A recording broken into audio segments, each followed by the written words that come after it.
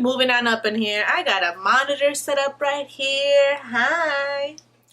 It is still dry as all heck in New York, so I'm applying a mask. Today is gonna be one of those days. I'm just looking at the monitor because now I can see what I'm doing, but you know, if y'all got dry skin too, or if y'all are home on a Monday, or you know, if you're watching this after you came back from work and you're stressed, just put on a mask, sit with me, watch me ramble about things that the majority of people don't even care about, you know? And let's just hang out for a bit while I put myself on the internet like an absolute idiot. You know?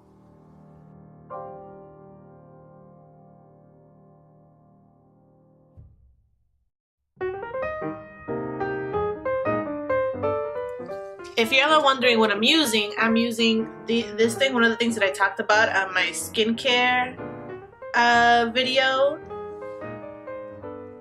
This is the Sephora White Clay Mask. This one is supposed to remineralize and soothe, which is cool, you know.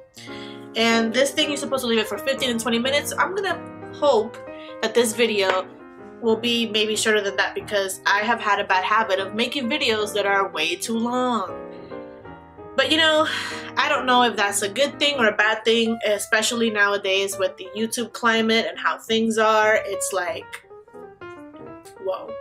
So, you know, you gotta do your upper lip too. You gotta do your upper lip, because she get dry too.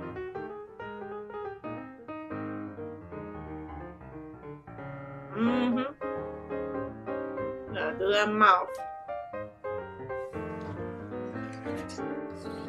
So since today I wasn't really in the mood to do anything makeup related, I wanted to kind of talk, because you know, that's kind of what I want to do in this channel. Oh, if my hair doesn't stop getting stuck. You know, I don't want to just talk about like makeup and that sort of thing, even though that sort of thing is fun and it is ultimately what I am passionate about. I'm also passionate about a lot of other things, and YouTube is definitely one of them. Like, I think I mentioned this in a previous video.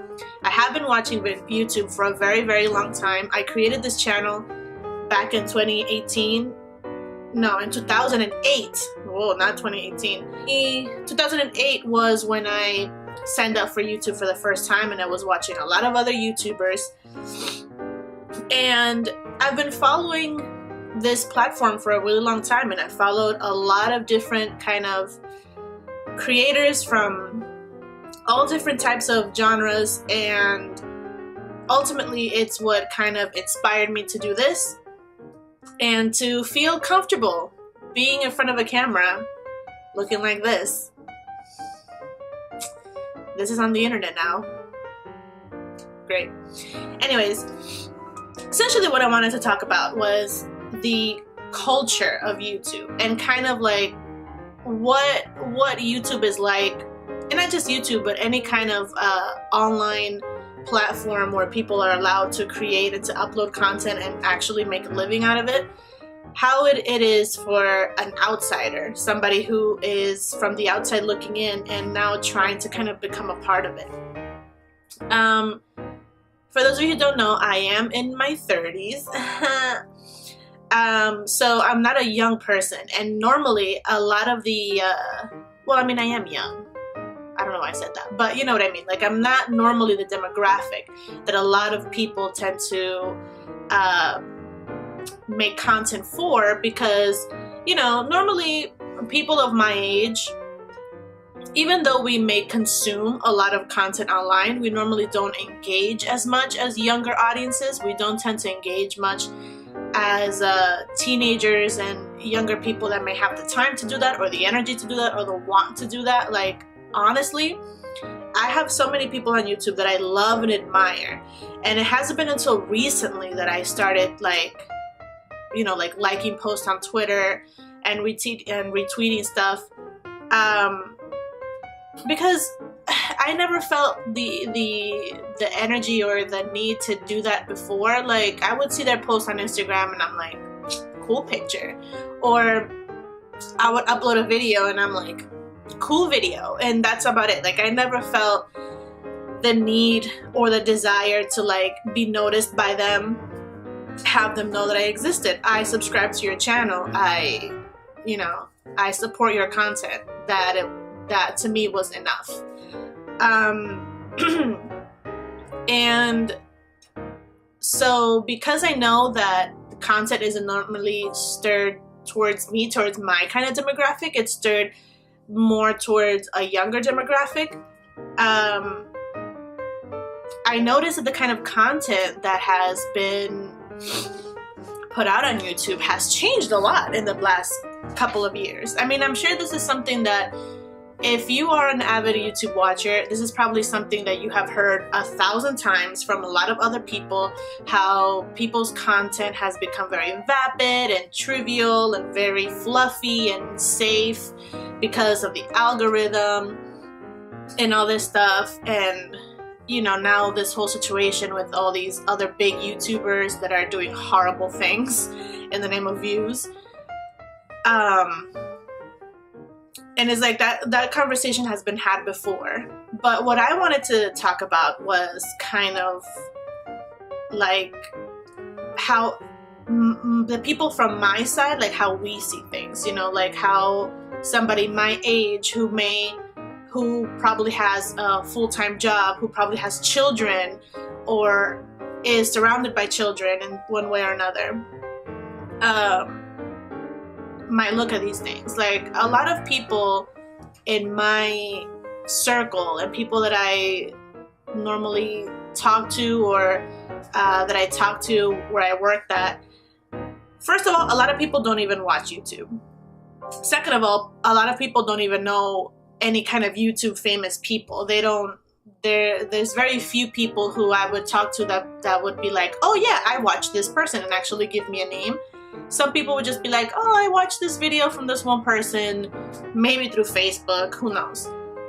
So even though YouTube has been a platform that's been going on for, what is it, like 12, 13 years or something like that, it is still not as mainstream as a lot of other things. So a lot of people of our age, we don't really, well, I'm not going to include myself on it because I mean, I'm here now, right? So, but they don't really look at it. They don't really know about YouTube like that. So then when this news comes out of these YouTubers doing these horrible things, which is the only thing that the media is ever going to focus on, because that's what gets the views and gets the clicks on their pages, that's the perception that people stay with. They go, oh, well, oh, YouTube, you mean that video where that kid did that horrible thing, or people did that stupid prank, or, you know, now more recently that somebody went into a forest and recorded somebody hanging from a tree. Holy hell. Like, that's the kind of perception that people get from YouTube. And for me, wanting to do this, at first I was really hesitant for a lot of reasons, but the main reason was because I was just like, oh my god, are people going to take me seriously because I'm on this platform doing this? But it's just like, I know for a fact that there are good people on this platform. I know there are people who are very, very talented and good at what they do, and they deserve a spotlight on what they do. And I know that this platform is good. You know, it provides an opportunity for those of us who never had an opportunity. You know, those of us who were always told that we couldn't go down this path because of the uncertainty, because there wasn't anything there for sure, that you had to go through the path of, you know, get yourself a 9-to-5 job and just work and pay your bills, you know. All our lives we're always told that that's what we have to do, and then when we want to express ourselves in a creative way, in a way that is different and unique, and you don't know for sure if it's gonna work out, people are just like, are you sure you want to do that, you know, whatever. So I believe in this platform. Another thing is that when I see all these young people and all the stuff that they do online, like the kind of content that they put out, a lot of people get really angry with those people. They get angry with those kids that upload those pranks, that do all this stuff, and I get that. I will never try to justify some people's behavior by saying, oh, they're too young and they're teenagers. That's not an excuse. But I don't know if I'm like kind of playing devil's advocate by, you know, saying this, but, you know, in a way, I kind of don't blame them. Like, I kind of like, well, I feel like a lot of times people feel like maybe they're forced or they have to do that kind of content, that kind of like, you know, that kind of content that is just like in your face, controversial, that sort of thing, and you know, put the clickbait and put the thumbnails and all that stuff. Like, they have to get that, because otherwise the platform's algorithm is not going to favor them, and they're not going to be able to continue the lifestyle that YouTube has given them for however long they've had their channel. So in a way, I feel that the root problem of everything is the platform. Because of all this situation that's been happening with the adpocalypse and all that stuff, you know, people have been forced to censor themselves, you know, not being able to cuss or say anything because they are not going to be branded, you know, advertiser friendly or whatever. And it's like, okay, well, if I can't attract people by being myself and having to censor myself, then I'm going to have to attract people in a different way. And I'm going to have to do things that are more flashy and more attention grabbing. And, you know, if one person already did that, then I have to make it even better. And we have to just go up and up and up until somebody just blows up, and then we're all screwed, which is kind of what happened with this whole Logan Paul situation. You know, it reached a peak where it was like, how controversial and how attention-seeking can you be? Oh. And I feel like if the platform didn't have an algorithm that kind of forced you to create content that was so, you know, if the platform didn't have these algorithms that forced you to create content that would get you featured, then maybe, I mean, not to say that we wouldn't have people that would do that kind of stuff, because there are people who are just like that, who love the attention and will do anything to get it. But we probably would see less of it. You know, we probably wouldn't see so many people just doing crazy things just for the attention and for the views. And so that's essentially what I feel about that, you know. I feel like the platform is kind of pushing and instigating this kind of behavior, this kind of content, because otherwise people won't get featured and won't get the kind of attention that they want. Another thing is also the fandom within YouTube, and you know, the people who are the viewers and the people who interact and everything. Most of those people are very young kids, because, you know, they come home from school, they have nothing else to do, or now, if I'm not mistaken, at least here in the States, a lot of kids are on vacation, so most of the time, all they're doing is on YouTube, and they're watching all these people do all these extravagant big things, thinking that that's normal, that if you are a YouTuber and you have a camera and you upload online, doing crazy things, that you're going to become famous and rich and be able to have all these amazing friends and live in this amazing house and all that stupid stuff. And a lot of kids don't realize that nobody that has more than 1 million subscribers got that right away, like just uploading a crazy video. Even those newer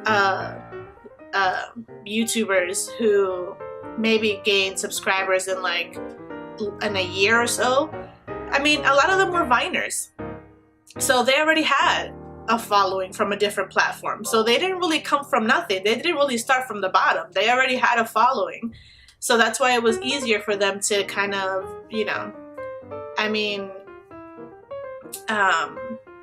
so all these kids, you know, they're looking at these people, and I mean, I'm not one to be like, think about the kids, because, you know, I'm not planning on making content or anything like that that's gonna be like, I'm not gonna be like, oh my god, I have to think about the kids, I have to be a role model. No, that's not my place. I'm not your kids' parents. That's what the parents are for. But that's essentially what I'm trying to say, is that if you're a parent out there that you might be watching this, who knows, you need to be more involved in what it is that your kid is watching. Because there's a lot of bad shit going on YouTube, and for some reason kids always find it. I don't understand.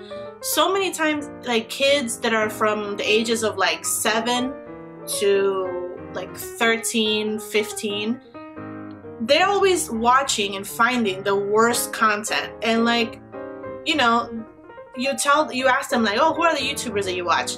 And yeah, they'll watch a couple of like normal YouTubers who do normal content, but then all they'll watch is all these pranksters and all these daily vloggers and all this stuff. And normally those people that do those content is horrible for kids who are impressionable, because people are painting this idea of having this amazing life, of having all this fun and all these cool things, when it's not the reality. Like, nobody really lives like that every single day. All those things are made that way so that they can have content. But the kids don't know that. The kids love and trust who they're watching. They look up to them.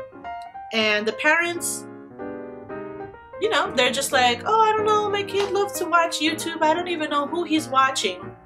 Are you kidding me? Like, you know how many times there has been YouTubers who have been caught, you know, with coercion and sexual abuse and all this stuff? Like, even, I think it was last year, there was this one guy who was all cute with the blonde hair and everything, and he's singing, and he got caught because he was asking young girls of like 14, 15-year-olds to get naked on Snapchat. Like, and you're still gonna be like, oh yeah, you know, I just give my iPad to my kid and I don't care what he's watching. That's horrible. Some more responsibility, please. Like, not, the creators can't handle 15 million people watching. There are creators out there who have not only 1 million, but have 5 million, 10 million, 20 million subscribers. They can't control what their fans do. They can't control how their fans feel when they watch the content. But you know who can? People who live with those viewers, like the parents.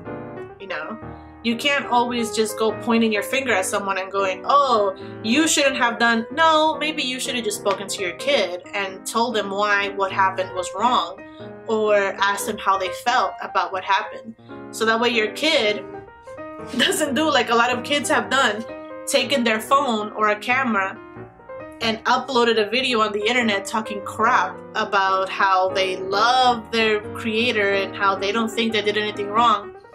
And that content is forever there on the internet for everyone to see forever.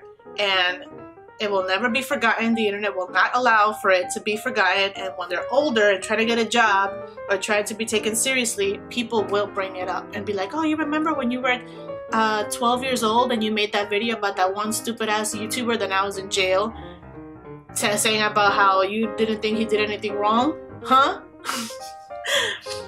So if you want to save your child from future embarrassment, please talk to them. Look at what they're watching. Involve yourself a little bit more in their lives. Don't allow strangers to become the role models that you should have been. You know, that's not our job. It's not the job of somebody Like, I'm a 31-year-old in New York, you know, living in a small ass apartment and with a face mask talking on the internet. Do you think I should be your kid's role model? No. So, you know, just have a little bit more responsibility. I think it goes both ways. The creators need to be more responsible for the kind of content they put out, but the viewers have to be more responsible about who it is that they're watching and who it is that they're standing so hard, you know? It's okay for you to love something but still be critical of it, you know? Like, for example, I love Harry Potter. Okay, I grew up with Harry Potter. Harry Potter is my childhood. And every time I see something related to Harry Potter, I cry. I'm all, you know, it's a mess. But even though I love Harry Potter, I know that J.K. Rowling has said a lot of wrong shit on her Twitter, and I can't stand behind a lot of the things that J.K. Rowling has said, you know? Like, she has said a lot of stuff that is just wrong. Also, there's a lot of themes and things in the books that I don't necessarily agree with. You know, there's some conversations and things that go through the book that I read them and I'm like, that's kind of, I don't know about that. And, you know, and I can be critical of it because I love it so much, you know? Same thing with TV shows. Like, you can love a TV show and be like, oh my God, this show is so amazing.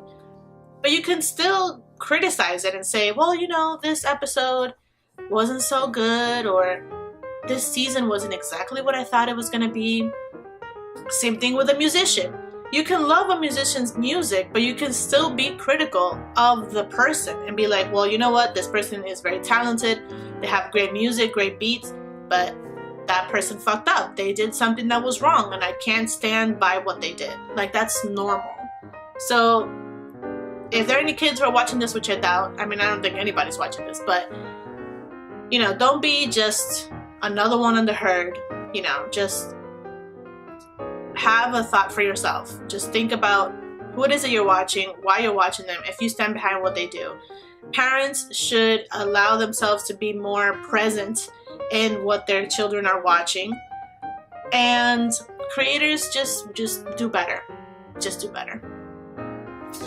All right, well, that was day 5 of VEDIJ. Wow, what a great way to start the week, like this.